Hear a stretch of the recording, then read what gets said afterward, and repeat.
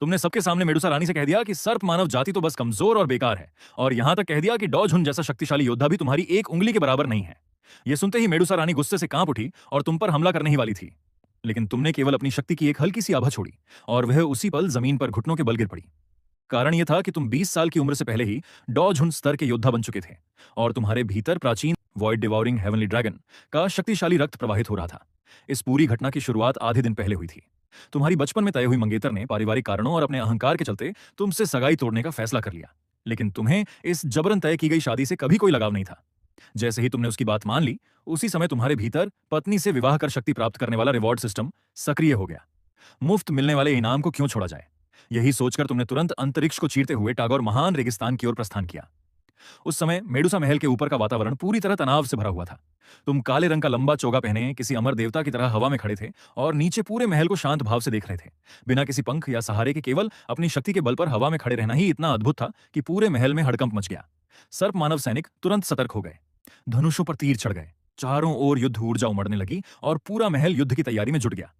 कुछ ही क्षण बाद शक्तिशाली आभा के साथ मेडुसा रानी स्वयं प्रकट हुई। उसने आकाश में खड़े तुम्हें देखा। उसकी लंबी और सुंदर आंखों में सतर्कता साफ झलक रही थी। उसने मन ही मन सोचा, इतनी कम उम्र का डाओजोंग जियामा साम्राज्य में ऐसा प्रतिभाशाली योद्धा आखिर कब पैदा हो गया। वह भीतर से बेहद चौंक गई। उधर तुम भी इस पूरे रेगिस्तान में प्रसिद्ध मेडुसा रानी को ध्यान से देख रहे थे। उसने शाही बैंगनी रंग का भव्य वस्त्र पहन रखा था। उसका आकर्षक व्यक्तित्व और कमर तक लहराते लंबे काले बाल उसकी रानी जैसी गरिमा को और भी प्रभावशाली बना रहे थे। उसकी पतली कमर और शाही बैंगनी वस्त्र के नीचे झलकती बैंगनी सर्प पूंछ हवा में धीरे धीरे लहरा रही थी। उसके पूरे व्यक्तित्व में एक साथ जंगली आकर्षण और राजसी गरिमा दिखाई दे रही थी। तुम्हारी बेझिझक निगाहों को महसूस करते ही मेडुसा रानी की आंखों में हल्की सी ठंडक उतर आई, लेकिन तुम्हारी रहस्यमयी और अपार शक्ति को देखते हुए उसने अपने गुस्से को दबा लिया। वह धीरे धीरे आगे बढ़ी और शांत स्वर में बोली, यह मेडुसा महल है। क्या मैं जान सकती हूं कि आदरणीय वरिष्ठ यहां किस उद्देश्य से पधारे हैं? तुम हल्का सा मुस्कुराए और बोले, मेरा नाम लोंगशू है। मैंने पहले ही तुम्हारी अद्भुत सुंदरता के बारे में बहुत सुना था। आज तुम्हें देखकर यकीन हो गया कि तुम्हारी प्रशंसा बिल्कुल सच है। मेडुसा के होठों पर हल्की मुस्कान आई। आप मेरी अधिक प्रशंसा कर रहे हैं। तुमने सिर हिलाया और अचानक बात का रुख बदलते हुए कहा, मुलाकात भी किस्मत से होती है। हमारी पहली ही मुलाकात में मुझे ऐसा लगा जैसे हम वर्षों से एक दूसरे को जानते हों। इसलिए महारानी, क्या आप मुझसे विवाह करके जीवन साथी बनना स्वीकार करेंगी और साथ मिलकर शक्ति के सर्वोच्च शिखर तक पहुंचेंगी? तुम्हारे ये शब्द सुनते ही पूरे महल के ऊपर सन्नाटा छा गया। नीचे खड़े सभी सर्प मानव सैनिक स्तब्ध रह गए। हमेशा शांत रहने वाली मेडुसा रानी भी कुछ पल के लिए अवाक रह गई।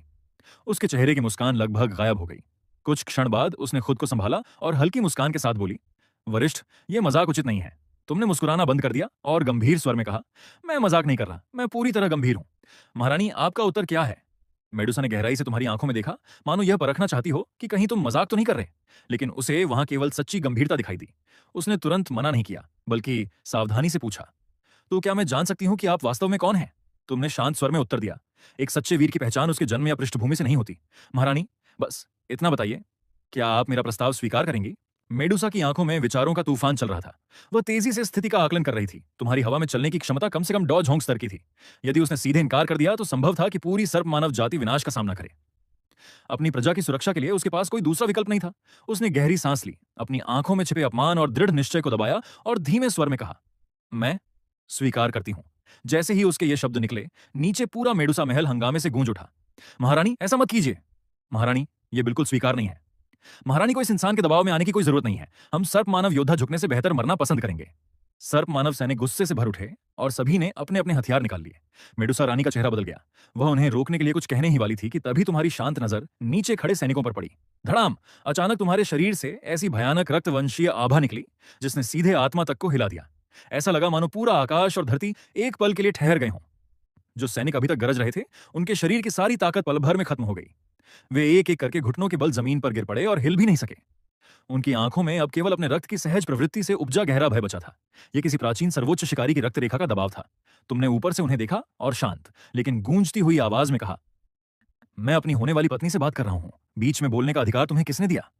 तुम्हारी यह बात सुनते ही चारों ओर गहरा सन्नाटा छा गया। मेडुसा रानी का दिल जोरों से धड़कने लगा। वह तुम्हारे सबसे करीब थी, इसलिए तुम्हारी शक्ति का प्रभाव उसने सबसे अधिक महसूस किया। उसके शरीर की डौखी लगभग रुक गई और उसकी गर्वीली सर्प रक्त रेखा भी इस भयानक दबाव के सामने कांप उठी। उसी क्षण उसे समझ आ गया कि तुम कोई साधारण इंसान नहीं, बल्कि मानव रूप धारण किया हुआ एक प्राचीन दैत्य पशु हो, और तुम्हारा कुल इतना शक्तिशाली है कि उसकी कल्पना करना भी कठिन है। सैनिकों को शांत करने के बाद तुमने अपनी आभा वापस समेट ली। पल भर में पूरा दबाव गायब हो गया और तुम्हारे चेहरे पर फिर से हल्की मुस्कान लौट आई। तुमने मेडुसा की ओर देखकर कहा, अब जबकि महारानी तैयार हैं, तो क्यों ना विवाह की तारीख तय कर ली जाए। फिर कुछ सोचकर तुमने मुस्कुराते हुए कहा, नहीं, जब हम दोनों पहली ही नजर में एक दूसरे को पसंद कर चुके हैं तो फिर शुभ काम में देर कैसी। आज से बेहतर दिन कोई नहीं हो सकता। क्यों ना आज इसी समय हमारा विवाह हो जाए। मेडुसा ने अपने मन में उठ रहे तूफान को दबाया। उसके होंठ हल्के से कांपे और वे बोली, क्या ये थोड़ा ज्यादा जल्दबाजी नहीं होगी। तुमने सिर हिलाकर कहा, जल्दबाजी? शायद तुम सही कह रही हो। आखिर तुम्हें किसी भी तरह की कमी महसूस नहीं होनी चाहिए। इतना कहते ही तुमने हवा में हल्का सा हाथ लहराया। अगले ही पल आसमान में तेज रोशनी चमकी और कई विशाल संदूक अचानक प्रकट हो गए। वे दुर्लभ और अनमोल औषधीय जड़ी बूटियों से भरे हुए थे। उनकी सुगंध पूरे मेडुसा महल में फैल गई। इसके तुरंत बाद 3 और रहस्यमयी खजाने प्रकट हुए, जिन पर अत्यंत जटिल और प्राचीन नक्काशी बनी हुई थी। 3 छोटे छोटे जेड हरित पत्थर के डिब्बे, जिन पर रहस्यमयी प्राचीन आकृतियां उकेरी हुई थीं, धीरे धीरे हवा में तैरते हुए मेडुसा रानी के सामने आकर रुक गए। तुमने बिल्कुल सहज स्वर में उनका परिचय दिया। यह है रूपांतरण गोली, ट्रांसफॉर्मेशन पिल। इसे खाने के बाद कोई भी जादुई पशु पूरी तरह मानव रूप धारण कर सकता है और उसे मनुष्य जैसी लंबी आयु तथा अद्भुत साधना प्रतिभा प्राप्त होती है। फिर तुमने दूसरे डिब्बे की ओर इशारा किया। यह अस्थि पुनर्जनन एवं रक्त पुनर्सृजन गोली, bone regeneration and blood restoration pill है। यह 7वीं श्रेणी की सर्वोच्च औषधि है। जब तक किसी में एक सांस भी बाकी हो, टूटी हुई हड्डियां और नष्ट हुई नसें भी पूरी तरह ठीक हो सकती हैं। इसके बाद तुमने तीसरे डिब्बे की ओर देखा, और यह है जीवन वापसी गोली, लाइफ रिवर्सल पिल। यह भी 7वीं श्रेणी की दुर्लभ औषधि है। यदि सिर धड़ से अलग न हुआ हो या हृदय पूरी तरह नष्ट न हुआ हो, तो यह मृत्यु के द्वार से भी किसी को वापस ला सकती है। मेडुसा रानी अभी इन तीनों 7वीं श्रेणी की दुर्लभ गोलियों के आघात से उबर भी नहीं पाई थी कि तुमने एक बार फिर हाथ लहराया। अचानक 10 से भी अधिक छोटे जेड के डिब्बे हवा में प्रकट हो गए। तुमने मुस्कुराते हुए कहा, इनमें कुछ 6ठी श्रेणी की गोलियां हैं, डॉलिंग गोली, पुनर्स्थापन गोली और हुआंगजी गोली। ये तो बस रोजमर्रा के उपयोग की साधारण चीजें हैं। फिर तुमने हल्के से अपने हाथ झाड़े और मुस्कुराकर बोले, मैं जल्दबाजी में निकल आया था, इसलिए अपने साथ कोई खास उपहार नहीं ला सका। इन मामूली से तोहफों को सर्प मानव जाति के लिए मेरी पहली मुलाकात का छोटा सा उपहार समझ लीजिए। इसे मेरी आधिकारिक सगाई का उपहार समझिए। विवाह के बाद मैं तुम्हें इससे भी कहीं अधिक मूल्यवान उपहार दूंगा।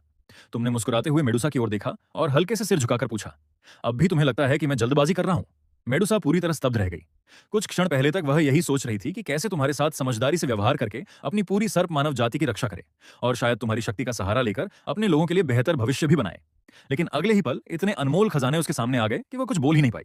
जब काफी देर तक उसने कोई उत्तर नहीं दिया तो तुमने हल्का सा भौहें सिकोड़कर पूछा, क्या बात है? क्या तुम्हें यह उपहार पसंद नहीं आए? अगर ऐसा है तो मैं इससे भी बेहतर व्यवस्था कर सकता हूं। मेडुसा तुरंत होश में आई। उसे डर था कि कहीं तुम ये सारे खजाने वापस ना ले लो। वह जल्दी से बोली, नहीं, ऐसा बिल्कुल नहीं है। मैं पूरी तरह संतुष्ट हूं। ये सभी उपहार अत्यंत अनमोल हैं। उसने गहरी सांस ली और इस बार उसका स्वर पहले से कहीं अधिक नरम था। लेकिन मैं सर्प मानव जाति की रानी हूं। मेरा विवाह केवल मेरा निजी निर्णय नहीं है, बल्कि पूरे समुदाय के सम्मान से जुड़ा हुआ है। इसलिए सभी कबीले के मुखियाओं को बुलाकर इस विवाह का साक्षी बनाना आवश्यक होगा। आज ही विवाह करना सचमुच थोड़ा जल्दबाजी होगी। तुमने कुछ देर विचार किया और फिर सिर हिलाते हुए कहा, तुम्हारी बात उचित है। मैं कुछ दिनों तक यहीं महल में ठहर जाता हूं। तब तक ये सारे उपहार तुम अपने पास रख लो। अपने सामने रखे उन अनमोल खजानों को देखकर, जो पूरे ब्लैक कॉर्नर क्षेत्र में भीषण संघर्ष छेड़ सकते थे, मेडुसा कुछ क्षण सोचती रही। आखिरकार उसके पास इन्हें ठुकराने का कोई कारण नहीं बचा। उसने अपना हाथ लहराया और सभी खजानों को अपने भंडार में सुरक्षित रख लिया। जब तुमने देखा कि उसने उपहार स्वीकार कर लिए हैं, तो तुम एक कदम आगे बढ़े और अपना दाहिना हाथ उसकी ओर बढ़ाते हुए गहरी नजरों से बोले, अब जबकि तुमने मेरा सगाई का उपहार स्वीकार कर लिया है और विवाह के लिए भी हाँ कह दी है, तो आज से मैं तुम्हें अपनी पत्नी कहकर पुकारूंगा। मेडुसा की आंखों में कई भाव एक साथ उभरे। कुछ पल बाद उसने धीरे से अपनी नजरें झुका लीं। उसके गुलाबी होंठ हल्के से खुले और उसने धीमी आवाज में कहा, पतिदेव। जैसे ही उसके होंठों से यह शब्द निकला, तुम्हारे मन में अचानक एक यांत्रिक आवाज गूंज उठी, डिंग। बधाई हो होस्ट, आपने सफलतापूर्वक एक उत्कृष्ट जीवन साथी मेडुसा रानी से विवाह का बंधन स्थापित कर लिया है। आपके जीवन के उत्कर्ष की पहली सीढ़ी पूरी हुई। विशेष पुरस्कार प्रदान किए जा रहे हैं। 7वीं श्रेणी की 7 शुद्धि गोली गुणा 7, सम्राटी अजगर उन्नयन गोली गुणा 8, पूर्वज पवित्र रक्त जागरण गोली गुणा 8। होस्ट का व्यक्तिगत स्टेटस पैनल भी सफलतापूर्वक सक्रिय कर दिया गया है। इन पुरस्कारों को देखकर तुम मन ही मन चौंक गए। ये तो सांप जाति के जादुई प्राणियों के लिए विशेष रूप से बनाई गई दुर्लभ उन्नयन गोलियां हैं। तुम्हारे मन में तुरंत एक नया विचार जन्म लेने लगा। तुम मन ही मन सिस्टम से शिकायत करने लगे, अरे ये क्या है? सारे इनाम तो मेरी होने वाली पत्नी के लिए हैं। मेरा रिवॉर्ड कहां है? मेरी दिव्य तकनीकें, मेरे पौराणिक हथियार, कहीं तुम बीच में कमीशन खाने वाला सिस्टम तो नहीं हो? फिर तुमने दोबारा बड़बड़ाया, और ये शून्य निकलने वाला स्वर्गीय ड्रैगन आखिर है क्या? मैंने तो डॉची महाद्वीप के किसी भी दैत्य पशु ग्रंथ में इसका नाम नहीं पढ़ा। कहीं तुमने अभी अभी ये नाम बना तो नहीं लिया? लेकिन तुम चाहे जितनी शिकायत करते रहे, सिस्टम ने पुरस्कार देने के बाद कोई जवाब नहीं दिया। वह पूरी तरह शांत हो गया, मानो अचानक बंद हो गया हो। तुमने गहरी सांस ली, टागोर रेगिस्तान के नीले आकाश की ओर देखा और मन ही मन बड़बड़ाए, सच में ये तो एक घटिया और बेकार सिस्टम निकला। धीरे धीरे रात उतर आई। रेगिस्तान का आकाश अनगिनत चमकते सितारों से भर गया। मेडुसा रानी तुम्हें अपने भव्य और विशाल शयन कक्ष में ले गई। दिन भर में उसने यह समाचार पूरे सर्प मानव साम्राज्य में फैला दिया था कि उनकी रानी एक रहस्यमयी और अत्यंत शक्तिशाली डॉझुन योद्धा से विवाह करने वाली है। एक रानी होने के नाते मेडुसा बहुत व्यावहारिक थी। वह इस विवाह को रोक नहीं सकती थी, इसलिए उसने निश्चय किया कि इससे अपनी जाति को अधिक से अधिक लाभ पहुंचाया जाए। उसे विश्वास था कि जब जियामा साम्राज्य और आसपास की शक्तियां ये जान जाएंगी कि सर्प मानव जाति के पीछे एक डॉझुन स्तर का योद्धा खड़ा है, तो कोई भी उन पर आसानी से हमला करने की हिम्मत नहीं करेगा। यदि सब कुछ योजना के अनुसार हुआ तो शायद वह तुम्हारी शक्ति और प्रतिष्ठा के सहारे अपनी जाति को रेगिस्तान से बाहर निकालकर उपजाऊ भूमि पर बसाने का सपना भी पूरा कर सके। सारी व्यवस्थाएं पूरी करने के बाद मेडुसा धीरे धीरे अपने शयन कक्ष की ओर बढ़ी। उसने स्वयं से कहा, मैं यह सब केवल अपनी प्रजा के भविष्य के लिए कर रही हूं। फिर उसके चेहरे पर हल्की मुस्कान आई। वैसे भी वह इतना सुंदर है कि किसी देवता जैसा लगता है, पूरी तरह मेरी पसंद के अनुरूप है, इसलिए यह विवाह मेरे लिए कोई अन्याय भी नहीं है। लेकिन जैसे ही उसे दिन में महसूस हुई, वह भयानक रक्तवंशीय आभा याद आई। उसकी आंखों में फिर से सावधानी और भय झलकने लगा। आखिर वह किस प्रकार का प्राचीन दैत्य पशु है? क्या वह सचमुच केवल डॉझुन स्तर का ही है? इन्हीं उलझे हुए विचारों और हल्की घबराहट के साथ उसने अपने शयन कक्ष का दरवाजा खोला, लेकिन सामने का दृश्य देखकर वह वहीं ठिठक गई। न वहां कोई अभद्रता थी और न ही उसकी कल्पना जैसा कोई व्यवहार। खिड़की के पास रखे नरम आसन पर तुम शांत भाव से पद्मासन में बैठे थे। तुम्हारी आंखें बंद थीं और पूरे शरीर से रहस्यमयी काले चांदी रंग की ऊर्जा धीरे धीरे प्रवाहित हो रही थी। तुम्हारे सामने कई औषधीय गोलियां हवा में तैर रही थीं, जिन्हें वह विचित्र ऊर्जा बार बार शुद्ध और परिष्कृत कर रही थी। मेडुसा की आंखें आश्चर्य से फैल गईं। क्या यह औषधि निर्माण एल्केमी है? उसके चेहरे पर अविश्वास साफ दिखाई दे रहा था। डॉची महाद्वीप का यह सामान्य नियम था कि दैत्य पशुओं का शरीर अत्यधिक उग्र होता है, इसलिए वे औषधि निर्माण नहीं कर सकते। लेकिन तुम न केवल अपनी ऊर्जा को अत्यंत कुशलता से नियंत्रित कर रहे थे, बल्कि उन गोलियों को इतने अद्भुत ढंग से परिष्कृत भी कर रहे थे कि वह यह देखकर पूरी तरह स्तब्ध रह गई। उसकी आभा बेहद स्थिर थी। वह वास्तव में एक शक्तिशाली अल्केमिस्ट, औषधि निर्माता निकला। मेडुसा के मन में अचानक एक विचार कौंधा। क्या दिन में दिखाई गई 7वीं टीयर की सभी गोलियां वास्तव में इसी ने स्वयं बनाई थीं? 7वीं श्रेणी का अल्केमिस्ट। उसका दिमाग सुन्न पड़ गया। उसने अनायास अपनी सांसें भी हल्की कर लीं ताकि तुम्हें परेशान न करे। वह चुपचाप एक ओर बैठकर तुम्हारी रक्षा करती रही। देखते ही देखते पूरी रात बीत गई। अगली सुबह सूरज की पहली किरण खिड़की के पर्दों से होकर कमरे में आई। तभी तुमने धीरे धीरे अपनी आंखें खोली और एक लंबी सांस छोड़ दी। सामने रखी दिव्य गोली की चमक धीरे धीरे शांत हो गई और वह वापस मेज पर रखे डिब्बे में स्थिर हो गई। तुमने सिर घुमाया तो देखा कि मेडुसा पलंग के सहारे बैठी तुम्हें पूरी रात निहारती रही थी। तुमने भौहें चढ़ाकर पूछा, क्या हुआ? इस तरह मुझे क्यों देख रही हो? मेडुसा के होंठ हल्के से फड़के। उसने अजीब लहजे में पूछा, कल रात क्या तुम सच में औषधि बना रहे थे?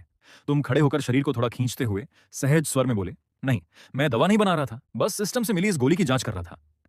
शुरू में मुझे सिस्टम की दी हुई दवा किसी को देने की हिम्मत नहीं हुई। आखिर मैं 7वीं श्रेणी का शिखर अल्केमिस्ट हूं। मैं अच्छी तरह जानता हूं कि गोलियों में छेड़छाड़ करना कितना आसान होता है। जरा सी गलती किसी की जान ले सकती है। पूरी रात मैंने अपनी आत्मिक शक्ति से इस गोली का बार बार निरीक्षण और विश्लेषण किया। अंत में मुझे मानना पड़ा कि यह सिस्टम भले ही बेहद कंजूस हो, लेकिन इसकी दी हुई चीजों की गुणवत्ता बेमिसाल है। इस गोली में किसी भी तरह की चालबाजी नहीं थी। इसकी शुद्धता इतनी अधिक थी कि मेरी खुद की बनाई हुई गोलियों से भी कहीं बेहतर थी। यह सचमुच एक टॉप ग्रेड औषधि है। मेडुसा अब खुद को रोक नहीं सकी। तो क्या तुम सच में एक अल्केमिस्ट हो? तुमने हल्की मुस्कान के साथ सिर हिलाया। कह सकते हो, लेकिन मेरा तरीका सामान्य अल्केमिस्टों जैसा नहीं है। मेरी रक्त रेखा की जन्मजात शक्ति मुझे सीधे निगलकर और आत्मसात करके परिष्कृत करने की क्षमता देती है, इसलिए मुझे पारंपरिक अल्केमिस्ट नहीं कहा जा सकता। मेडुसा ने गहरी सांस ली और फिर गंभीर स्वर में पूछा, तो आखिर तुम किस प्रकार के जादुई प्राणी, मैजिकल बीस्ट हो? तुमने मुस्कुराकर पलटकर पूछा, क्या तुमने कभी वॉइड डिवॉरिंग हेवनली ड्रैगन का नाम सुना है? मेडुसा एक पल के लिए स्तब्ध रह गई। उसने अपने मन में मौजूद प्राचीन जादुई जीवों से जुड़ी सभी पुस्तकों की यादें खंगाल डाली, लेकिन अंत में सिर हिलाकर बोली, नहीं, मैंने कभी इसका नाम नहीं सुना। तुम मुस्कुराए और शांत स्वर में बोले, क्या संयोग है, मैंने भी नहीं। मेडुसा की आंखों के कोने फड़क उठे।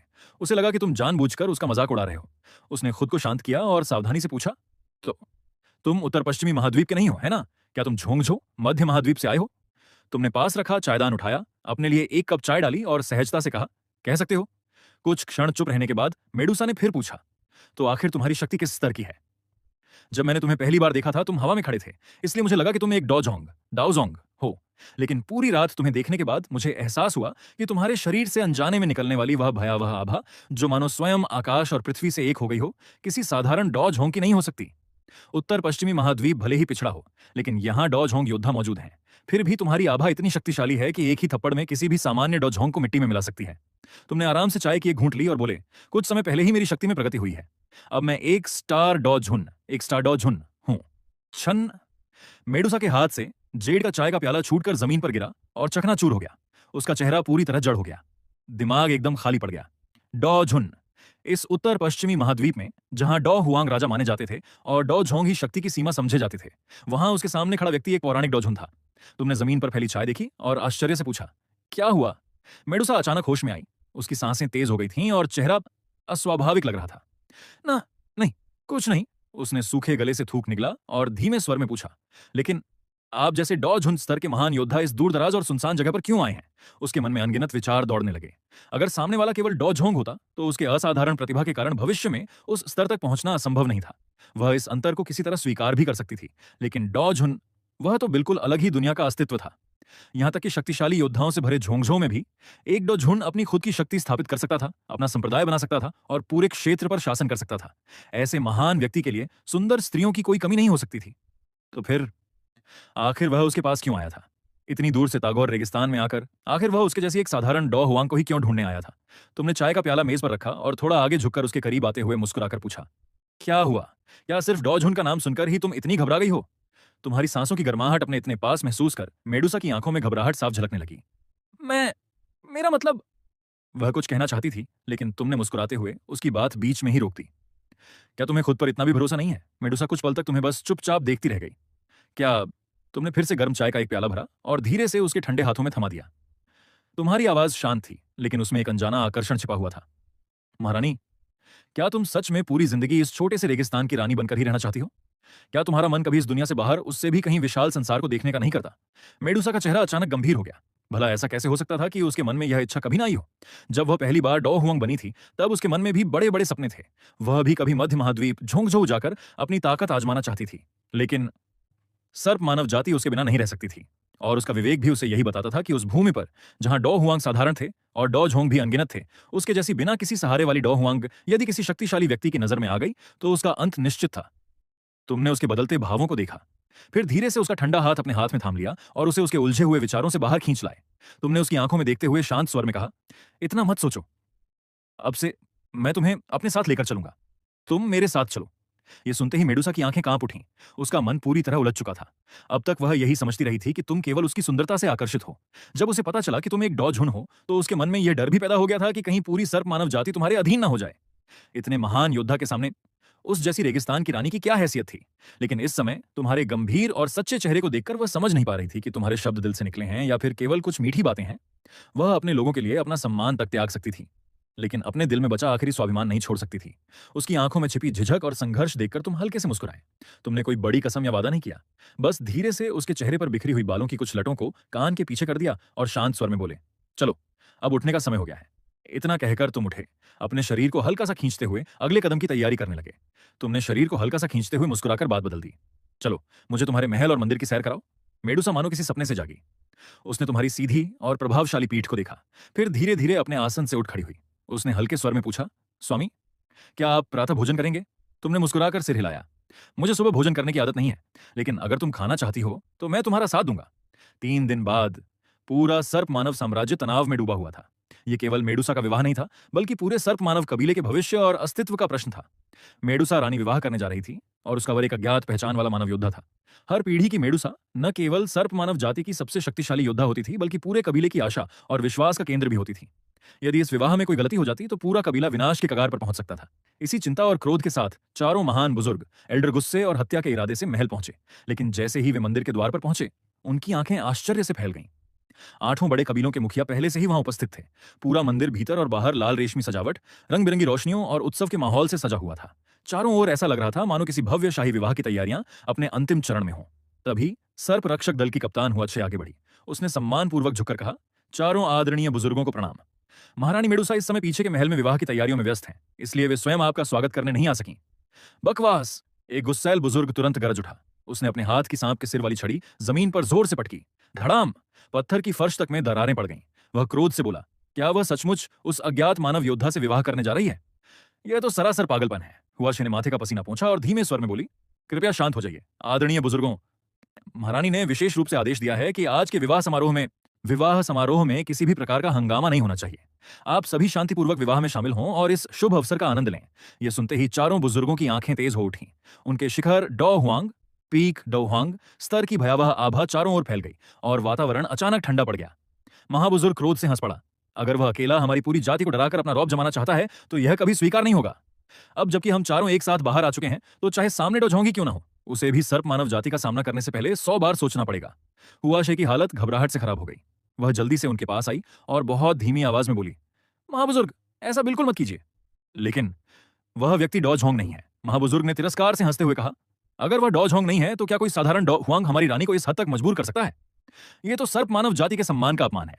हुआशे ने कठिनाई से थूक निकला और कांपती आवाज में बोली, न नहीं, महारानी ने कहा है कि उनके होने वाले पति एक डॉजहुन है। पूरा वातावरण एकदम शांत हो गया। कुछ क्षण पहले तक जिन चारों बुजुर्गों से प्रचंड हत्या की आभा निकल रही थी वह पल भर में गायब हो गई। डॉजहुन! महाबुजुर्ग का पूरा शरीर कांप उठा। वह तुरंत आगे बढ़ा, हुआशे का हाथ पकड़ लिया और कांपती आवाज में पूछा, क्या क्या तुम सच कह रही हो? वह सचमुच एक डॉजहुन है। उत्तर पश्चिमी महाद्वीप में आखिरी बार एक डॉजहुन सैकड़ों वर्ष पहले युनलान संप्रदाय के प्रथम संप्रदायाध्यक्ष युन पोतियन थे। उनकी मृत्यु के बाद इस पूरे महाद्वीप में फिर कभी कोई डॉजहुन प्रकट नहीं हुआ था। हुआशे ने कड़वी मुस्कान के साथ सिर हिलाया। यह बिल्कुल सत्य है। महारानी जानती थीं कि आप चारों अवश्य उनसे जवाब मांगने आएंगे, लेकिन उन्होंने विशेष रूप से कहा है कि यदि सर्प मानव जाति का भविष्य सुरक्षित रखना है तो किसी भी परिस्थिति में उस महान डॉजहुन का अपमान नहीं होना चाहिए। चारों बुजुर्ग एक दूसरे का चेहरा देखने लगे। वे इतने स्तब्ध थे कि कुछ भी बोल नहीं पा रहे थे। तभी दूसरे बुजुर्ग की नजर अचानक हुआशे पर पड़ी। उन्होंने भौहें सिकोड़ते हुए पूछा, रुको, तुम्हारी आभा तो बदल गई है। तुम अब 5 स्टार डॉ वांग बन चुकी हो। 5 साल पहले तो तुम मुश्किल से 3 स्टार डॉ वांग बनी थी। इतनी तेज प्रगति कैसे हो गई? यह सुनते ही हुआशे के चेहरे पर खुशी छा गई। उसने सम्मान से उत्तर दिया, आदरणीय दूसरे बुजुर्ग, यह सब राजकुमार वांगफू की कृपा है। उन्होंने ही मुझे यह वरदान दिया। राजकुमार ने महारानी को 1-2 नहीं बल्कि 10 से भी अधिक छठी श्रेणी की डॉ लिंग गोलियां भेंट की थीं। महारानी ने वे सभी गोलियां हम लोगों को पुरस्कार के रूप में दे दी। अब 8 प्रमुख कबीलों के मुखिया और सेनापति उन्हें खा चुके हैं और सभी की शक्ति में जबरदस्त वृद्धि हुई है। इतना ही नहीं, हुआशे उत्साह से आगे बोली, राजकुमार ने महारानी के लिए अलग से 3 सर्वोच्च गुणवत्ता वाली 7वीं श्रेणी की औषधियां भी तैयार की हैं। इसके अलावा कई बक्से दुर्लभ औषधीय जड़ी बूटियों के भी दिए हैं। इन 3 दिनों में महल का लगभग हर व्यक्ति किसी न किसी इनाम से सम्मानित हुआ है। यह सब सुनने के बाद कुछ ही देर पहले क्रोध से भरे चारों बुजुर्ग पूरी तरह स्तब्ध रह गए। उन्हें पहले जो समाचार मिला था उसमें केवल इतना बताया गया था कि मेडुसा को एक रहस्यमयी शक्तिशाली मानव ने विवाह के लिए मजबूर कर दिया है और अपनी जाति को बचाने के लिए वह अपमान सह रही है। लेकिन अब 10 से अधिक छठी श्रेणी की गोलियां यूं ही बांट दी गईं। 3 दुर्लभ 7वीं श्रेणी की गोलियां दहेज विवाह उपहार के रूप में दी गईं। यहां तक कि सामान्य सैनिकों और सेवकों तक को भी भरपूर पुरस्कार मिले। क्या इसे जबरदस्ती का विवाह कहा जा सकता था? महाबुजुर्ग ने चारों ओर नजर दौड़ाई। सजा हुआ महल, खुशी से दमकती हुई हुआशे और पूरे वातावरण में फैला उत्सव। उन्होंने धीरे धीरे अपनी लाठी नीचे कर दी। उनकी सारी हत्या की भावना और गुस्सा पल भर में गायब हो गया। वे गहरी सोच में डूब गए। यह कहां जबरन विवाह है? यह तो मानो स्वर्ग ने सर्प मानव जाति को दिया हुआ सबसे बड़ा सौभाग्य है। तागोर रेगिस्तान में दिन के समय भीषण गर्मी पड़ती थी, जबकि सर्प मानव जाति स्वभाव से ठंडा और अंधेरा वातावरण पसंद करती थी। इसी कारण उनके सभी बड़े उत्सव प्रायः शाम या रात के समय आयोजित किए जाते थे। सिर्फ 3 दिनों में राजसी विवाह की तैयारी करना आसान नहीं था। ऊपर से यह स्थान रेगिस्तान के गहरे और निर्धन क्षेत्र में था, सस्करुशाह। इसलिए इस विवाह का वैभव मध्य महाद्वीप के बड़े बड़े शक्तिशाली कुलों जैसा नहीं हो सकता था। फिर भी किसी भी व्यवस्था में लापरवाही नहीं की गई थी। सर्प मानव जाति के सभी प्रमुख योद्धा और सम्मानित लोग विवाह समारोह में उपस्थित थे। पूरा मंदिर नए रूप में सजा हुआ था। लाल रेशमी कपड़े हवा में लहरा रहे थे और जादुई दीपकों की रोशनी पूरे परिसर को उजाले से भर रही थी। तभी तुम मेडुसा का हाथ थामे विवाह स्थल पर पहुंचे। वह गहरे लाल रंग के दुल्हन के वस्त्रों में इतनी अद्भुत सुंदर लग रही थी कि उसे देखकर हर कोई कुछ पल के लिए स्तब्ध रह गया। 8 कबीलों के मुखिया एक एक करके आगे आए और मुस्कुराते हुए तुम्हें विवाह की शुभकामनाएं देने लगे। उनकी मुस्कान पूरी तरह सच्ची थी। इन 3 दिनों में तुम्हारे द्वारा खुले हाथों से दिए गए उपहारों ने उनका दिल पूरी तरह जीत लिया था। जो सर्प मानव सेनापति पहले बेहद घमंडी और कठोर स्वभाव के थे, अब उनके मन में भी तुम्हारे प्रति सम्मान और प्रशंसा के अलावा कुछ नहीं बचा था। अब किसी के मन में तुम्हारे प्रति जरा सी भी नाराजगी नहीं बची थी। सभी तुम्हें ऐसे देख रहे थे मानो कोई संरक्षक देवता स्वयं सर्प मानव जाति के बीच उतर आया हो। हर कोई यही चाहता था कि महारानी और तुम शीघ्र ही एक सुखी परिवार बनाओ, ताकि यह शक्तिशाली संबंध हमेशा के लिए सर्प मानव जाति के भविष्य को सुरक्षित कर दे। यहां तक कि चारों वरिष्ठ महाबुजुर्ग, जो सामान्यतः कभी मुस्कुराते भी नहीं थे, आज पहली बार अपने चेहरे पर सौम्य मुस्कान लिए स्वयं विवाह समारोह की अध्यक्षता कर रहे थे। यदि सामने वाला केवल डॉजहोंग होता तो वे अपने वरिष्ठ होने का कुछ अधिकार दिखा सकते थे, लेकिन एक डॉजहोंग के सामने ऐसा करने का साहस किसमें था? वे केवल पूरे सम्मान के साथ तुम्हें शुभकामनाएं देते और आदरपूर्वक स्वागत करते रहे। सर्प मानव जाति की प्राचीन परंपराओं के अनुसार सभी वैवाहिक रस्में पूरी होने के बाद समारोह धीरे धीरे समाप्ति की ओर बढ़ने लगा। मेडुसा ने तुम्हारा हाथ थामा और चारों महाबुजुर्गों के सम्मानपूर्वक मार्गदर्शन में तुम दोनों मुख्य सभा भवन की भीड़ से निकलकर मंदिर के भीतर स्थित एक भूमिगत कक्ष की ओर बढ़े। रास्ता जितना आगे बढ़ता गया उतना ही अधिक शांत और अंधकारमय होता गया। तुमने आसपास नजर डालते हुए धीमे स्वर में पूछा, हम यहाँ क्यों आ रहे हैं? क्या विवाह के बाद भी इस भूमिगत रास्ते से जाना पड़ता है? मेडुसा के सुंदर चेहरे पर हल्की सी लाली छा गई। उसने धीमे स्वर में समझाया, सर्प मानव जाति की परंपरा के अनुसार प्रत्येक पीढ़ी की महारानी को पूर्ण रूप से मानव रूप धारण करने से पहले कुछ विशेष नियमों का पालन करना होता है। इसी कारण विवाह के बाद एक विशेष अनुष्ठान से पहले इस भूमिगत वेदी पर पारंपरिक शुद्धिकरण संस्कार किया जाता है। मेदुसा ने शांत स्वर में समझाया, सर्प जाति का रक्त स्वभाव से अत्यंत शीतल होता है। यदि समय से पहले पति पत्नी का संबंध बना लिया जाए तो रक्त वंश की शक्ति तेजी से कम होने लगती है। इसलिए रक्त वंश को स्थिर रखने के लिए बलिदान वेदी का शुद्धिकरण अनुष्ठान सबसे महत्वपूर्ण चरण है। बात करते करते सभी लोग लंबे भूमिगत मार्ग से गुजरते हुए अनुष्ठान स्थल के केंद्र में पहुंचे। उनके सामने काले रहस्यमयी पत्थरों से बना एक विशाल सूखा कुंड था। इस अनुष्ठान को करने के लिए विशेष औषधीय द्रव्य और गुप्त विधि की आवश्यकता थी। आगे चल रही चारों महान वरिष्ठाएं एक साथ रुक गईं और आपकी ओर गहराई से झुककर सम्मान प्रकट किया। सबसे बड़ी वरिष्ठ आगे बढ़ी और आदरपूर्वक बोली, सम्माननीय महोदय, निस्संदेह हमारी रानी ने आपको हमारी जाति की परंपराओं के बारे में बता दिया होगा, लेकिन हमारी रानी मेडुसा अभी पूरी तरह मानव रूप में परिवर्तित नहीं हुई हैं। यदि इस अवस्था में उनका कौमार्य भंग हो गया तो उनकी रक्तवंशीय शक्ति पर भयंकर प्रतिक्रिया होगी। इसलिए हम आपसे विनम्र निवेदन करते हैं कि फिलहाल रानी के साथ पति पत्नी का संबंध न बनाएं। इतना कहते ही उनके माथे पर पसीना छलक आया। उन्हें डर था कि कहीं यह बात आपको, एक शक्तिशाली डूजन योद्धा को, क्रोधित न कर दे। उन्होंने तुरंत आगे कहा, यदि रानी अभी आपके द्वारा प्रदान की गई ट्रांसफॉर्मेशन पिल खा लें और अपनी सर्प पूंछ त्याग कर पूर्ण मानव रूप धारण कर लें तो रक्तवंश की प्रतिक्रिया का खतरा समाप्त हो जाएगा। तब हमारी ये सारी परंपराएं भी लागू नहीं रहेंगी। मेडुसा ने सिर झुका लिया। उसकी आंखों में तीव्र संघर्ष और अनिच्छा साफ दिखाई दे रही थी। बड़ी वरिष्ठ ने गहरी सांस ली और आगे समझाया, सम्माननीय महोदय, आपको शायद यह झात नहीं है। हमारी रानी हमेशा हमारे प्राचीन ग्रंथों में वर्णित रक्त शुद्धिकरण विधि को आजमाना चाहती रही है। यह विधि अत्यंत खतरनाक है। यदि असफल हुई तो शरीर और आत्मा दोनों नष्ट हो जाएंगे, लेकिन यदि सफल हुई तो भविष्य की क्षमता कई गुना बढ़ जाएगी। रूपांतरण गोली भले ही सुरक्षित हो और मनुष्यों जैसी साधना की प्रतिभा प्रदान करे, लेकिन उसे खाने के बाद रानी हमेशा के लिए अपने वर्तमान रूप को त्याग देंगी। तब इस शुद्धिकरण मार्ग पर चलने का अवसर सदा के लिए समाप्त हो जाएगा। इसी कारण रानी अब तक वह औषधि नहीं खा रही हैं। इसका अर्थ यह बिल्कुल नहीं कि उनके मन में आपके प्रति कोई अविश्वास या द्वेष है। आपने हाथ उठाकर उनकी बात बीच में ही रोक दी और शांत स्वर में पूछा, समझ गया, जिस रक्त शुद्धिकरण विधि की तुम बात कर रही हो, क्या वही जिसमें मेडुसारू हुआंग की चरम सीमा पर पहुंचने के बाद स्वर्ग और पृथ्वी की रहस्यमयी अग्नि से अपने शरीर को तपाकर विकास करने का प्रयास करती है? प्राचीन रक्तवंश को शुद्ध करके उसे उसके मूल स्वरूप में वापस लाने की विधि। सही कहा ना? यह सुनते ही बड़ी वरिष्ठ की आंखें आश्चर्य से फैल गईं। सम्माननीय महोदय, आपने बिल्कुल सही कहा। रानी मेडुसा की मूल आत्मा 6 पंखों वाली जियोयान स्नेक से संबंधित है। उनके शरीर में 7 क्लर्ड हेवन स्वॉलिंग पाइथन का अत्यंत दुर्लभ प्राचीन रक्त भी प्रवाहित होता है। इसी कारण वह हमेशा उस रक्त शुद्धिकरण विधि को पूरा करने का सपना देखती रही है। आपने मेडुसा के तनाव से भरे चेहरे की ओर देखा और धीरे से पूछा, क्या सचमुच ऐसा ही है? मेडुसा ने अपने होंठ हल्के से भींचे और आपकी ओर देखते हुए चुपचाप सिर हिला दिया। उसे लगा था कि आप भी दूसरे मानव शक्तिशाली योद्धाओं की तरह उसकी इच्छा को मूर्खतापूर्ण कहेंगे या उसे तुरंत रूपांतरण गोली खाने का आदेश देंगे, लेकिन आपने केवल हल्की सी सांस ली, मुस्कुराते हुए उसके गाल को हल्के से छुआ और कहा, अगर तुम्हें उस दिव्य अग्नि से शुद्धिकरण करना था तो सीधे मुझसे कह देती। इतनी सी बात छिपाने की क्या जरूरत थी? यह सुनकर मेडुसा स्तब्ध रह गई। चारों वरिष्ठ भी पूरी तरह अवाक रह गईं। उन्होंने पहले ही मन अपनी डूची तैयार कर ली थी। उन्हें लगा था कि आप क्रोधित हो जाएंगे और उन्हें घुटनों के बल बैठकर क्षमा मांगनी पड़ेगी। मेडुसा ने भी मन बना लिया था कि वह चुपचाप रूपांतरण गोली खा लेगी, लेकिन किसी ने भी इस उत्तर की कल्पना नहीं की थी। आपने ठोड़ी पर हाथ फेरते हुए कहा, मेरे पास एक दिव्य अग्नि है, लेकिन उसका स्वभाव बहुत उग्र और शक्तिशाली है। वह तुम्हारे शीत प्रकृति वाले शरीर के लिए उपयुक्त नहीं है। जरा सी गलती हुई तो वह तुम्हें भस्म कर सकती है, इसलिए जल्दबाजी मत करो। 2-4 दिनों में मैं तुम्हारे लिए एक उपयुक्त दिव्य अग्नि ढूंढ लाऊंगा। पूरे अनुष्ठान स्थल पर सन्नाटा छा गया। मेडुसा और चारों वरिष्ठ अविश्वास से आपकी ओर देखते रह गए। हेवनली फ्लेम ऐसी दुर्लभ वस्तु थी जिसके लिए अनगिनत महान रसायनविद अपना पूरा जीवन लगा देते थे, लेकिन आप उसके बारे में ऐसे बात कर रहे थे मानो रास्ते से कोई साधारण फूल तोड़कर लाना हो। समारोह समाप्त होने के बाद मेडुसा का महल फिर से शांत हो गया। आप मेडुसा को अपनी बाहों में उठाकर सर्प मानव जाति के सैनिकों की श्रद्धा और सम्मान से भरी निगाहों के बीच शाही शयन कक्ष की ओर लौटे।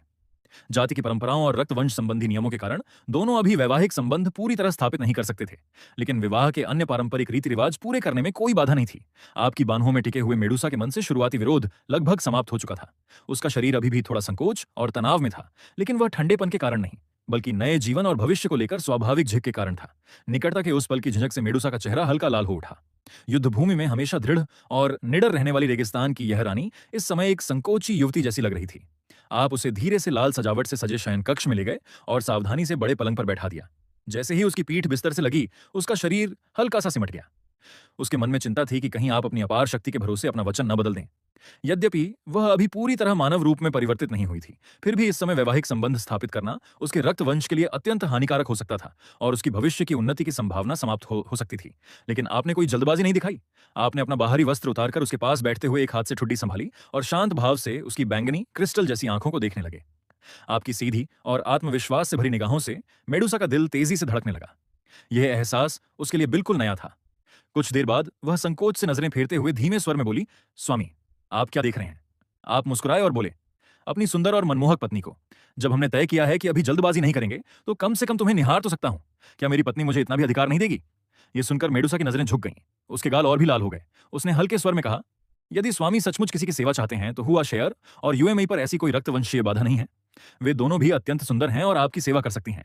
इतना सुनते ही आपने हल्के से उसकी पेशानी पर उंगली से ठोका दिया। मेडुसा ने आश्चर्य से अपना माथा पकड़ लिया।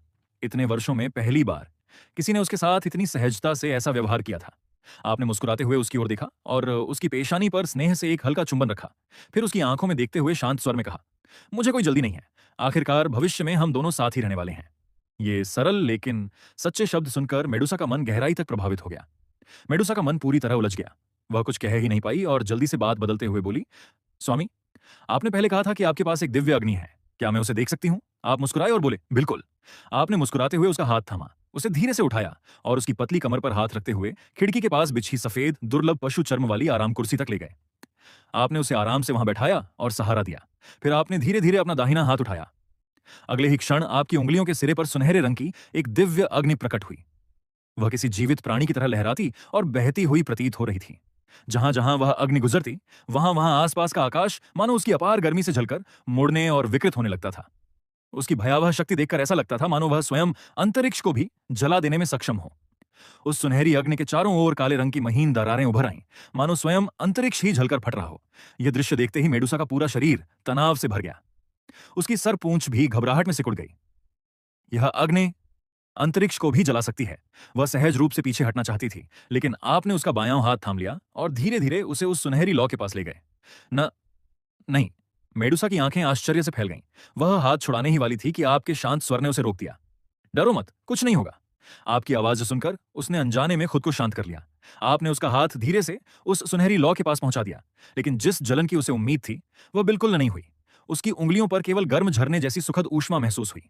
न केवल उसे कोई नुकसान नहीं पहुंचा, बल्कि उसके शरीर की डाउची भी पहले से अधिक सक्रिय होने लगी। मेडुसा ने अविश्वास से अपने हाथ को देखा। यह कैसे संभव है? आप मुस्कुराकर बोले, यह वह दिव्य अग्नि है जिसे मैं पूरी तरह नियंत्रित कर चुका हूं। अगर मैं यह भी तय न कर पाऊं कि इसे किसे जलाना है और किसे नहीं, तो मेरी साधना का क्या अर्थ? मेडुसा ने गहरी सांस ली और विस्मय से उस अग्नि को निहारती रही। यह कौन सी दिव्य अग्नि के है? आपने उत्तर दिया, यह दिव्य अग्नियों की सूची में चौथे स्थान पर आने वाली golden emperor burning heaven flame है। हालांकि मेरे हाथ में जो है वह अभी केवल उसकी एक सब फ्लेम है। फिर आपने समझाया, अपने विशेष रक्त वंश की क्षमता के कारण मैं इसके मूल स्रोत का एक हिस्सा अपने भीतर समाहित कर पाया। अब यह उपज्वाला मेरी जीवन शक्ति से एक हो चुकी है। जैसे जैसे इसकी ऊर्जा बढ़ेगी, यह भविष्य में पूर्ण golden emperor burning heaven flame का रूप ले लेगी। मेडुसा पूरी तरह स्तब्ध रह गई। उसके सामने वही पौराणिक दिव्य अग्नि थी जिसके बारे में कहा जाता था कि वह दाउची तक को भस्म कर सकती है। आपने अग्नि को वापस समेट लिया और गंभीर स्वर में कहा, लेकिन यह अग्नि अत्यधिक उग्र और विनाशकारी है। चाहे मैं इसे कितना भी नियंत्रित कर लूं, इसकी शक्ति तुम्हारे शरीर के लिए बहुत खतरनाक होगी। तुम्हारे रक्तवंश के सुरक्षित विकास के लिए सबसे उपयुक्त दिव्य अग्नि यिन यांग ट्विन फ्लेम है, जो दिव्य अग्नियों की सूची में 21वें स्थान पर है। उसकी संतुलित प्रकृति तुम्हारे लिए सबसे सुरक्षित रहेगी। फिलहाल मुझे उसका स्थान नहीं पता। यदि वह नहीं मिली तो दूसरा विकल्प 5वें स्थान वाली लिविंग स्पिरिट फ्लेम हो सकती है, लेकिन उसका स्वामी एक रहस्यमयी 9 स्तरीय महान रसायनविद है जिसकी शक्ति अत्यंत प्रबल है। वह व्यक्ति अत्यंत शक्तिशाली है। यदि मैं उससे दिव्य अग्नि मांगने जाऊं तो यह भी निश्चित नहीं कि वह मेरी बात मान ले। सबसे सुरक्षित और सबसे आसानी से प्राप्त होने वाली दिव्य बोन चिलिंग फ्लेम है, जो दिव्य अग्नियों की सूची में 11वें स्थान पर है। आपने मेडुसा की ओर देखते हुए कहा, तुम सर्प जाति से हो और तुम्हारा शरीर स्वभाव से शीतल है। गुलिंग लेंग हुओ में अत्यधिक ठंड और अत्यधिक गर्मी दोनों का संतुलन है, इसलिए यह तुम्हें सबसे कम नुकसान पहुंचाएगी और तुम्हारे प्राचीन रक्तवंश की शक्ति को भी अधिकतम रूप से जागृत करेगी। सबसे महत्वपूर्ण बात यह है कि मुझे उसका सटीक स्थान पता है, इसलिए उसे लाना भी अपेक्षाकृत आसान होगा। थोड़ी देर रुककर आपने उसकी ओर देखा और कहा, लेकिन अंतिम निर्णय तुम्हारा होगा। यदि तुम्हें गुलिंग लेंग हुओ का जोखिम अधिक लगे तो मैं अपने कुल के बुजुर्गों से सहायता मांग सकता हूं। वे तुम्हें झोंकझों ले जाकर शेनोंग वृद्ध से दिव्य अग्नि उधार लेने की कोशिश करेंगे। मुझे विश्वास है कि वे उनका सम्मान करेंगे और मेरी बात भी सुनेंगे। मेडुसा आपके गर्मजोशी भरे आलिंगन में टिककर आपके गंभीर चेहरे को निहारती रही। आपने मुस्कुराकर पूछा, क्या हुआ? मेडुसा ने धीमे स्वर में कहा, आप मेरे लिए इतना सब क्यों कर रहे हैं? आप एक पल के लिए चुप रहे, फिर हल्के से मुस्कुराए। कैसी बातें कर रही हो? मैं तुम्हारा पति हूं और तुम मेरी पत्नी। तुम्हारी परवाह करना तो मेरा स्वाभाविक कर्तव्य है। मेडुसा ने संकोच से कहा, लेकिन हमारी मुलाकात को अभी 3 दिन भी नहीं हुए हैं। आपने सहज भाव से उत्तर दिया, मुझे मुझे पता है, और यह भी जानता हूं कि तुमने मुझसे विवाह करने का निर्णय पूरी तरह अपनी इच्छा से नहीं लिया। मेरी शक्ति से भय और अपनी सर्प जाति की रक्षा के लिए तुमने यह फैसला किया। लेकिन मेरे लिए यह बात इतनी महत्वपूर्ण नहीं है। मुझे विश्वास है कि समय के साथ तुम मुझे सच में समझोगी और एक दिन अपने मन से मुझ पर भरोसा करोगी। आपकी आत्मविश्वास भरी बात सुनकर मेडुसा मुस्कुरा उठी। उसके चेहरे की झिझक कुछ कम हो गई और उसकी मुस्कान पहले से अधिक उजली लग रही थी। वह हल्के से बोली, सच? आपने मुस्कुराकर उत्तर दिया, बिल्कुल। देखो, अभी भी तुम्हारे चेहरे पर मुस्कान आ गई है। अपनी भावनाएं समझ लिए जाने पर मेडुसा झेंप गई और जल्दी से नजरें दूसरी ओर फेर ली। ऐसी कोई बात नहीं है। आपने उसकी झिझक पर कुछ नहीं कहा, बस स्नेह से उसके माथे पर एक हल्का सा चुंबन दिया। आपने उसके माथे पर एक हल्का सा चुंबन दिया और फिर मुस्कुराते हुए बोले, अब काम की बात करते हैं। इन 3 दिव्य अग्नियों में से तुम किसे चुनना चाहोगी? मेडुसा ने आश्चर्य से आपकी ओर देखा।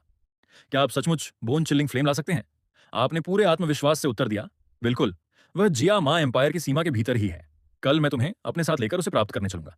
कुछ देर सोचने के बाद मेडुसा ने गंभीर स्वर में कहा, यदि ऐसा है तो मेरे लिए गुलिंग लेंगहो ही सबसे अच्छा विकल्प होगा। मुझे जोखिम से डर नहीं लगता। यदि मैं सफल होकर अपने रक्तवंश का विकास कर सकूं और अपनी सर्प जाति को इस रेगिस्तान से बाहर बेहतर भविष्य दे सकूं, तो मैं हर कठिनाई सहने को तैयार हूं। आपने संतोष से सिर हिलाया। ठीक है, तो निर्णय यही रहा। इतना कहकर आपने अपना हाथ घुमाया। अचानक 3 सुंदर जेड के डिब्बे प्रकट हुए। उनमें से प्रत्येक से अत्यंत शक्तिशाली ऊर्जा की तरंगें निकल रही थीं। आपने कहा, चूंकि तुमने यह जोखिम उठाने का निश्चय कर लिया है, इसलिए ये तीनों औषधियां अपने पास रख लो। तुम्हारे एवोल्यूशन के समय ये बहुत काम आएंगी। फिर आपने पहले डिब्बे की ओर इशारा किया। यह है 9 इल्यूजन 7 अपचर पिल। इसे प्राचीन स्वर्गीय सर्प, 7 दुर्लभ औषधियों और वॉइड ब्रेकिंग फ्रूट जैसे अनमोल पदार्थों से बनाया गया है। यह विशेष रूप से सर्प जाति के विकास के दौरान होने वाली शारीरिक क्षति से रक्षा करती है। यदि दुर्भाग्य से विकास असफल भी हो जाए और दिव्य अग्नि शरीर को नष्ट कर दे, तब भी यह तुम्हारी आत्मा को सुरक्षित रखेगी और तुम्हें पुनर्जन्म का अवसर दे सकती है। इसके कारण यह अत्यंत खतरनाक प्रक्रिया लगभग सुरक्षित हो जाती है। साथ ही यह तुम्हारे मस्तिष्क के 7 गुप्त बिंदुओं को जागृत कर आत्मिक संवेदनशीलता और चेतना को भी बहुत बढ़ा देती है। यह सुनकर मेडुसा की सांसें तेज हो गईं। वह अभी पहले अमृत के प्रभाव से उबर भी नहीं पाई थी कि आपने दूसरे डिब्बे की ओर संकेत किया। यह है एम्परर हेवनली पाइथन पिल। इसे स्वर्गीय अजगर की त्यागी हुई केंचुल, सम्राट स्तर की दुर्लभ जड़ी बूटियों और ड्रैगन रक्त सार से तैयार किया गया है। यह तुम्हारे भीतर के सर्प रक्त को और अधिक शक्तिशाली बनाकर उसे उच्च स्तर के ड्रैगन रक्त वंश के और करीब पहुंचा देगा।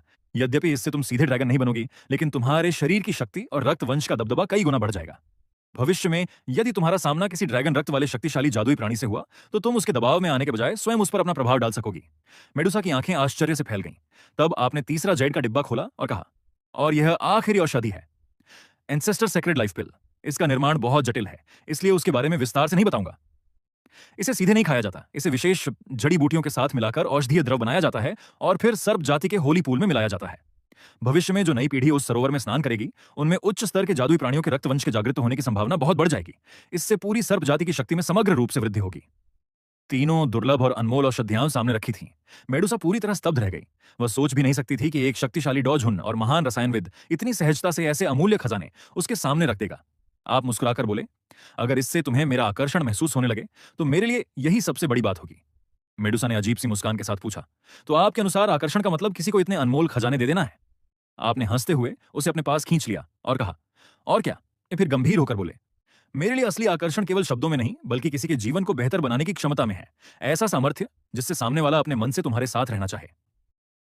यदि मैं तुम्हारी मदद ही ना कर सकूं, तुम्हारी रक्षा ना कर सकूं, तुम्हें और तुम्हारी जाति को ऊंचाइयों तक ना पहुंचा सकूं, तो चाहे मैं डॉझुन रहूं या उससे भी बड़ा योद्धा, उसका तुम्हारे लिए क्या महत्व? मेडुसा कुछ क्षणों तक चुप रही। रेगिस्तान की रानी होने के नाते वह हमेशा हर रिश्ते को लाभ और हानि के तराजू पर तौलती आई थी। लेकिन आपने उसके लिए और पूरी सर्प जाति के लिए जो कुछ किया था, उसकी कीमत उस हर चीज से कहीं अधिक थी जो वे बदले में लौटा सकते थे। यदि इसे केवल सौदे की नजर से देखा जाए, तो यह पूरी तरह घाटे का सौदा था।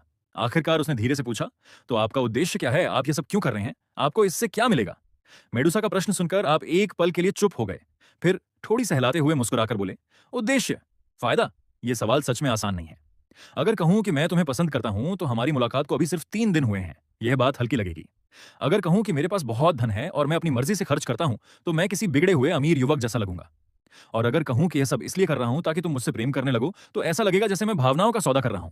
आपने दोनों हाथ फैलाते हुए हंसकर कहा, इसलिए अपनी रहस्यमयी और प्रभावशाली छवि बनाए रखने के लिए मैंने तय किया है कि इस सवाल का जवाब नहीं दूंगा।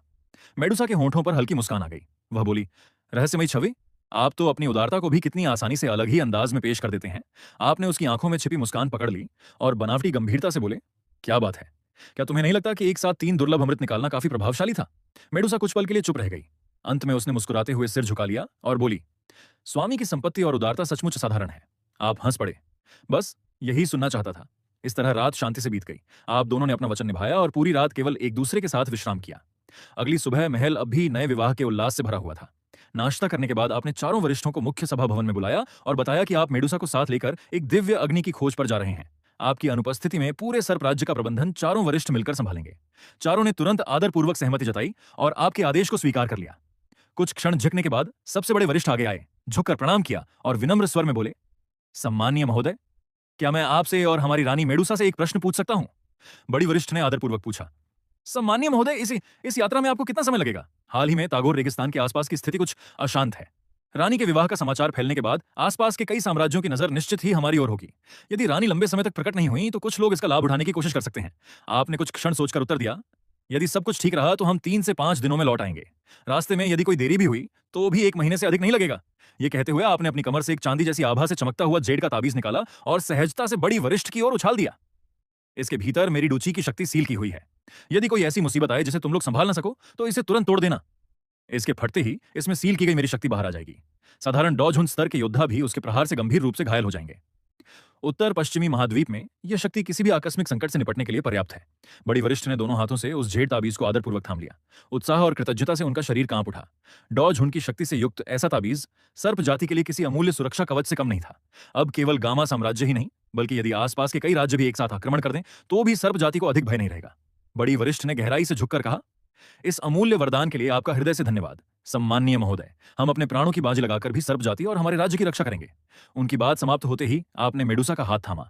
अगले ही क्षण दोनों आकाश में उठे और अंतरिक्ष को चीरते हुए दूर क्षितिज की ओर तेजी से प्रस्थान कर गए। उटान सिटी जियामा साम्राज्य के उत्तर पूर्वी भाग में स्थित थी। उसके और टैगोर महान रेगिस्तान के बीच हजारों मील की दूरी थी, जो लगभग पूरे साम्राज्य को पार करती थी। एक डूजून के लिए जिसने स्पेस की शक्ति पर पूर्ण अधिकार पा लिया हो, यह दूरी केवल कुछ बार स्पेस शिफ्ट करने से ही तय की जा सकती थी।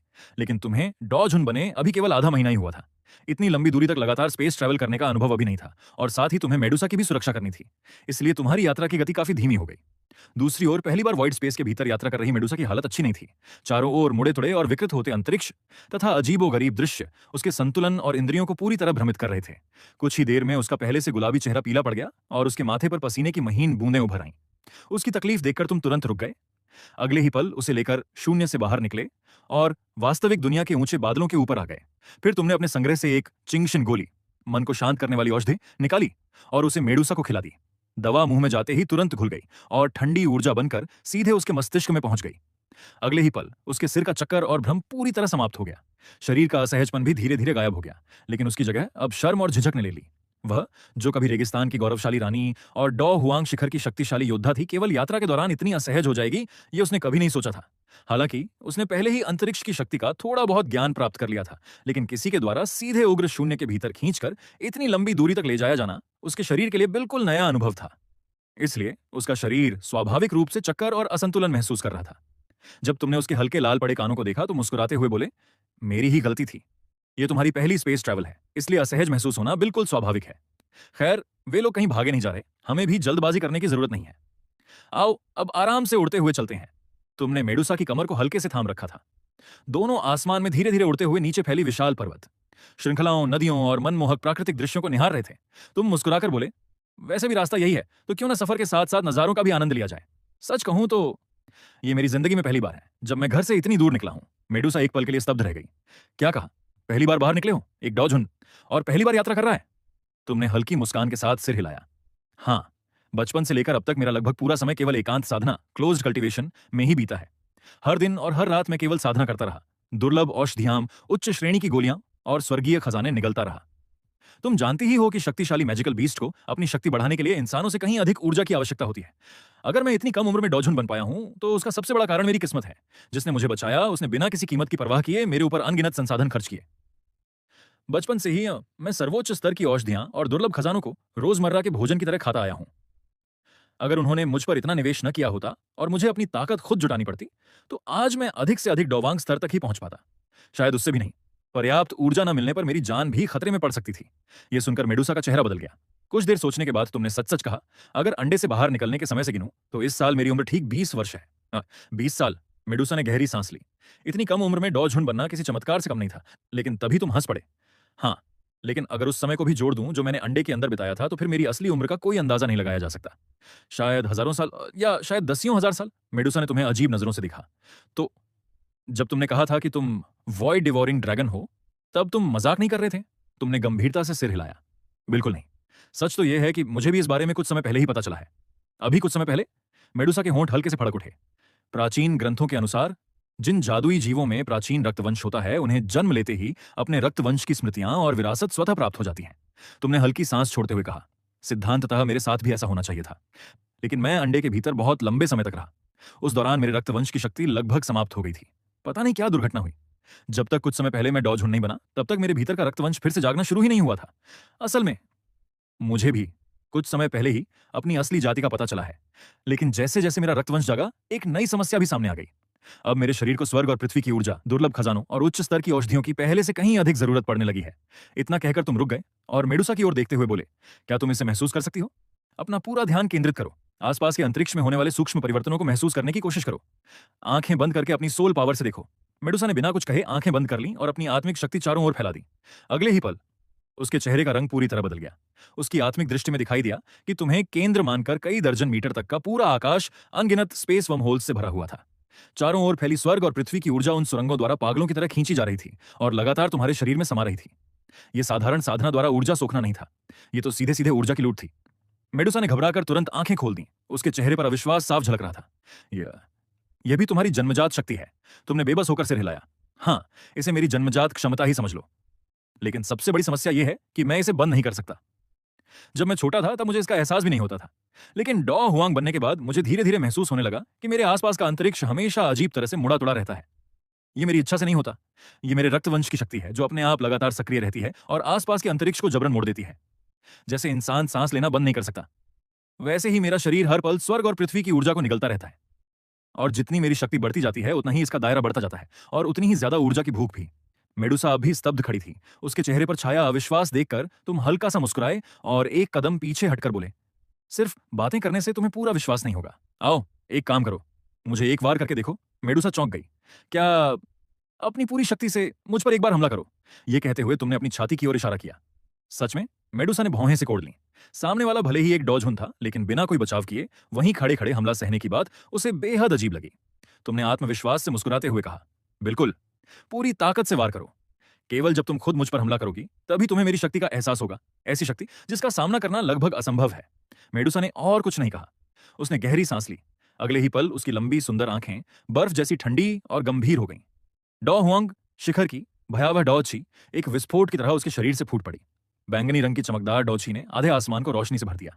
मैं आ रही हूं, वह बिजली की तरह तुम्हारी ओर झपटी। उसने अपने शरीर की सारी ताकत और पूरी डॉची को एक ही हथेली में समेट लिया।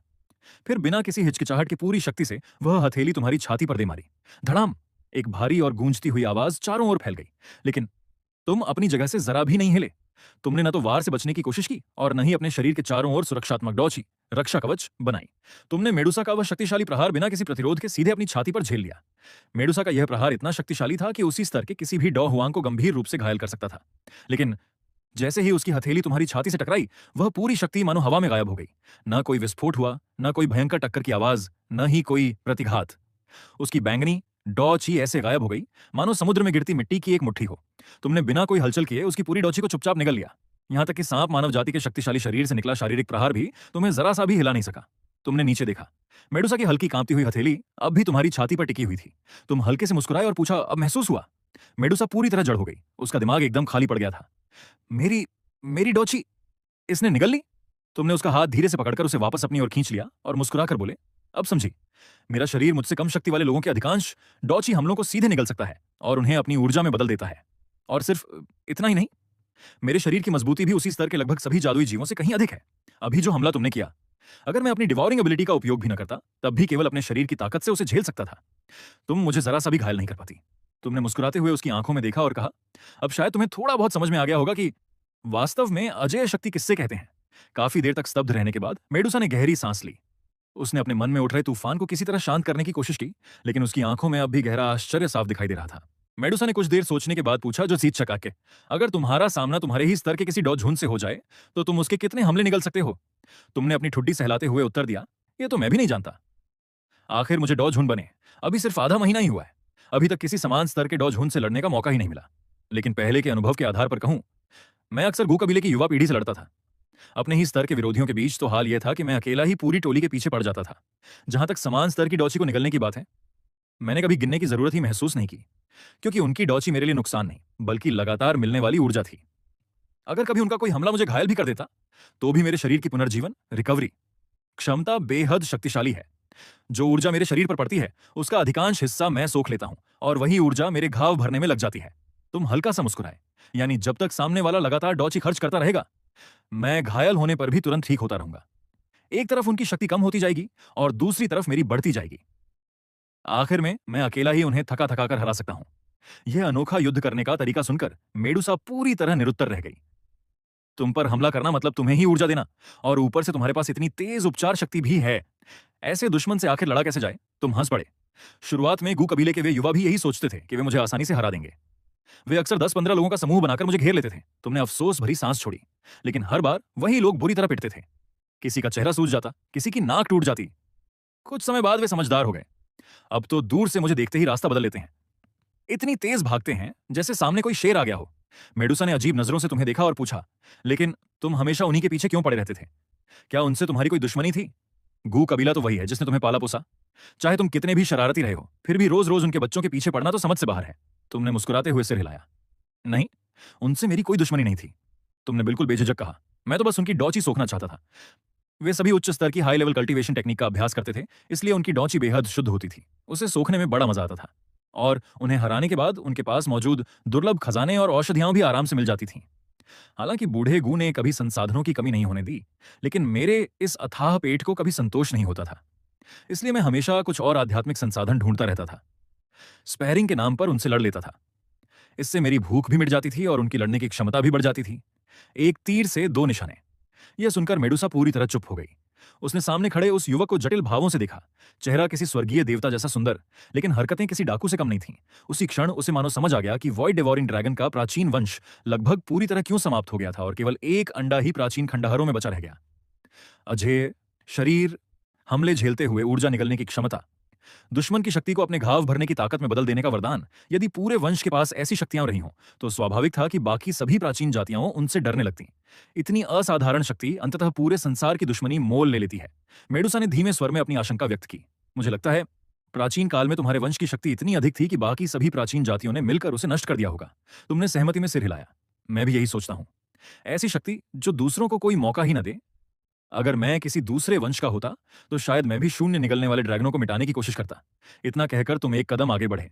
तुमने मुस्कुराते हुए मेडुसा के कंधे पर हाथ रखा और गंभीर चेहरे से बोले, इसलिए मेरी रानी, तुम्हें जल्दी से और ताकतवर बनना होगा। आगे चलकर तुम्हारे पति की रक्षा की जिम्मेदारी पूरी तरह तुम्हारे ऊपर होगी। यह सुनते ही मेडुसा का चेहरा अजीब सा हो गया। मैं तुम्हारी रक्षा करूं? उसके सामने खड़ा व्यक्ति केवल 20 साल की उम्र में डॉ झुंड बन चुका था और वह स्वयं अभी केवल डॉ हुआंग थी। तुमने पूरी गंभीरता से कहा, बिल्कुल।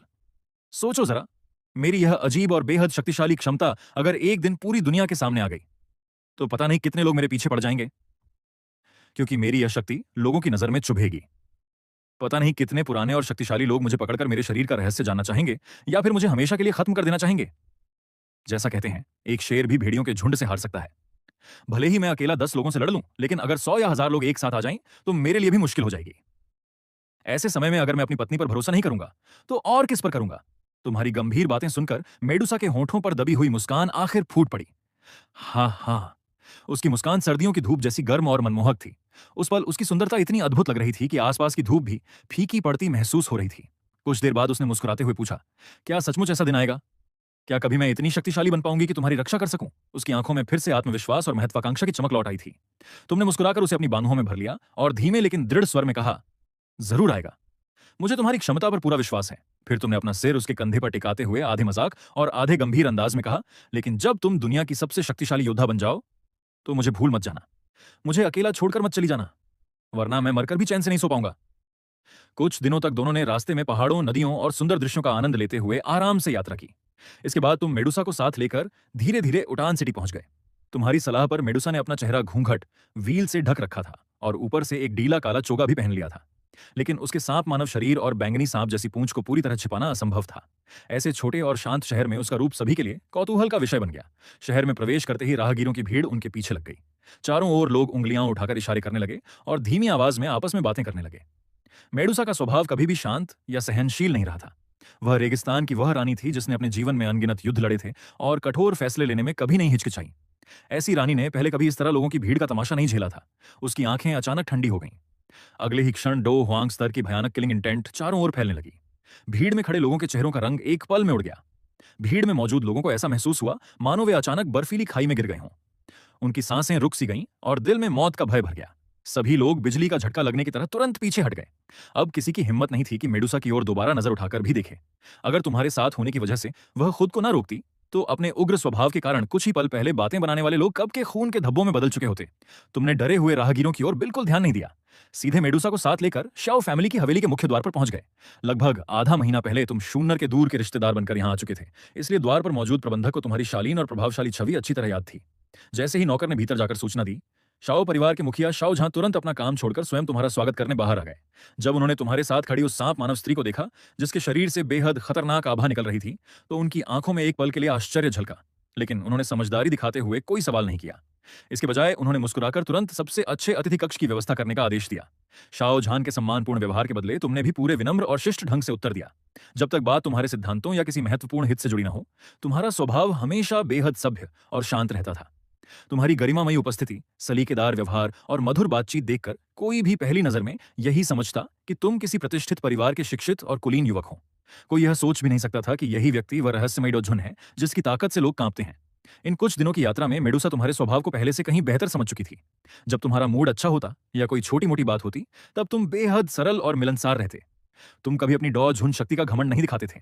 रास्ते में अगर कोई बूढ़ा किसान शक्कर की मिठाई तांगहुलू बेचता दिखाई देता तो तुम बड़े सम्मान से उसे सोने के सिक्के देते और फिर उसके साथ खड़े होकर हंसते हुए तांगहुलू भी खाते।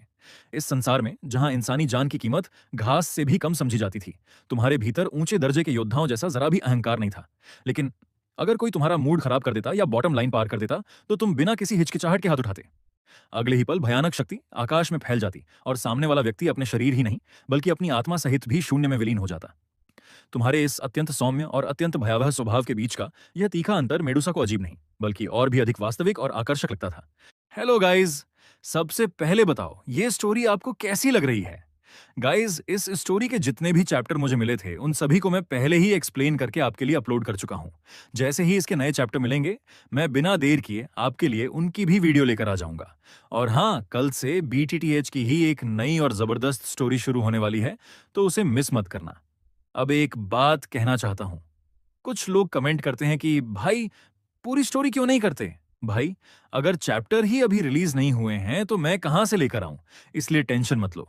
जैसे ही नए चैप्टर आएंगे सबसे पहले मैं ही आपके लिए एक्सप्लेन करके अपलोड कर दूंगा। और कुछ लोग बोलते हैं नेक्स्ट पार्ट लाओ नहीं तो अनसब्सक्राइब कर दूंगा। भाई, मैं जानबूझकर लेट नहीं करता। जैसे ही चैप्टर मिलेंगे मैं वीडियो ले आऊंगा। फिर भी अगर किसी को अनसब्सक्राइब करना है तो वो उसकी मर्जी है। मैं बस इतना कहूंगा कि थोड़ा सा भरोसा रखो।